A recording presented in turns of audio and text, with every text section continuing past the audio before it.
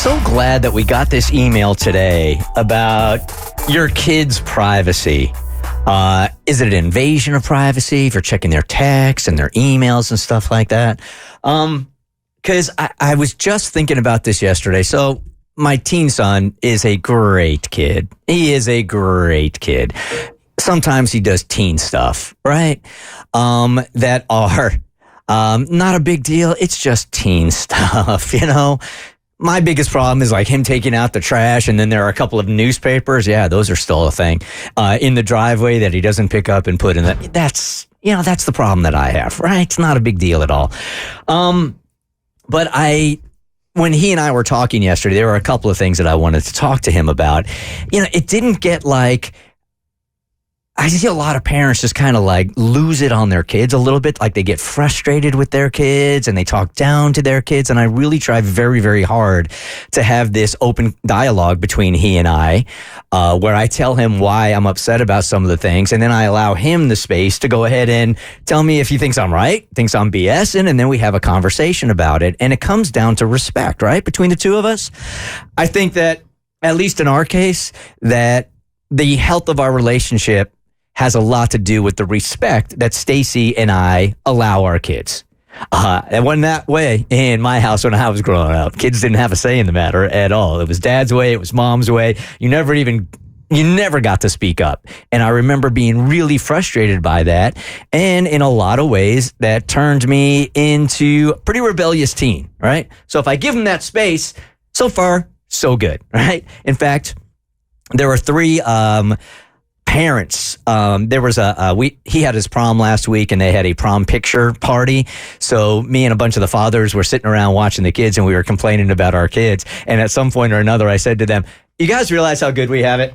Like the things that we're bitching about right now are ridiculous when there are some teens that are in real trouble right now. And we all kind of said, you know what? We really do have champagne problems. And I think they handle their kids the same way. So I'm wondering, as we read this email here on the invasion of your kids' privacy, where that conversation lies in this email. As a parent, I've struggled with whether it is right that I monitor my kids' text. My spouse and I made the decision early on to monitor our kids' texts, and we made sure they're aware of it. We wanted our children to understand that while we respect their autonomy, our primary concern is their well-being. On a couple of occasions, it's been proven to be the right strategy. Like when we found out our daughter was dating a 17-year-old who had a reputation for being involved with drugs. We put an immediate stop to the relationship. Without our intervention, who knows what trouble she could have gotten into. Some of my friends argue that reading their children's texts is like reading their diary without permission. I understand, but I also believe that parenting in the digital age requires less privacy for them.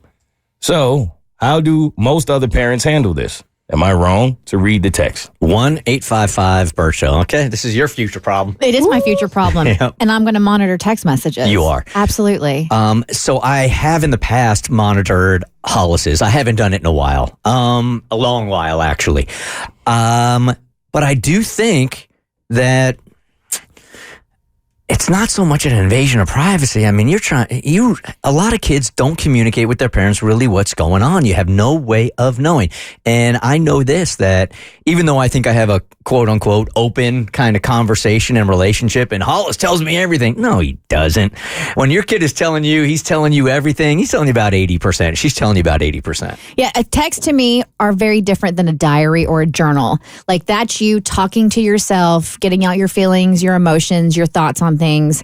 I think it's more intimate. Whereas text messages, you're just having active conversations with other people.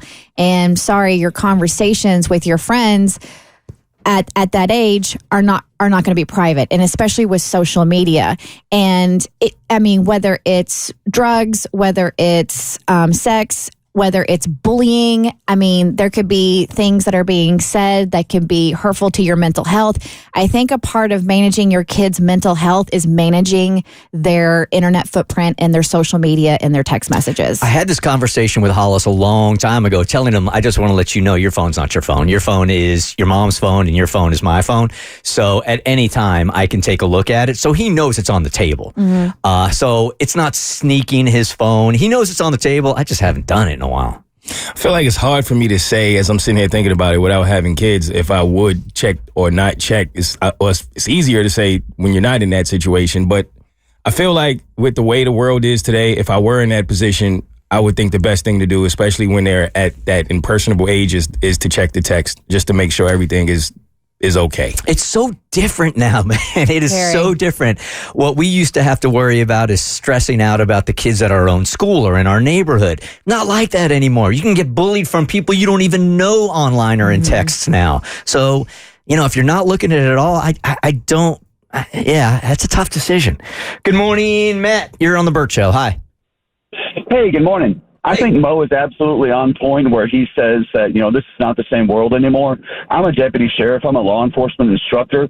Georgia ranks 6th in the nation for human trafficking. Wow. And a lot of that comes from online grooming. And some of these apps are absolutely dangerous for kids to be on because they also include location mapping. So 65%, according to recent statistics, of kids that have been trafficked or men that have gone to buy sex with underage kids happen inside the 285 Beltway. Wow. That's so scary. All right, Matt, stick with me here because I want to put you on with Sky, who feels like this is an invasion of privacy. Hey, Sky, good morning. Good morning. All right, you feel like, nah, man, stay away from that thing. That's an invasion of privacy and their freedoms. I do. I absolutely think that. I'm really close to my kids. They tell me everything. So, I want to give them their own space, and we have a great relationship, and I think it's just terrible. You have to build that trust with your children, and that's what we have. I mean, my son just told me that he had his first kiss. He's 18 years old, and that's like, we have that bond. We have that trust. So, it's worked out well for me and my kids, and I just don't agree with it. Matt, as a deputy, how do you turn Sky around on that?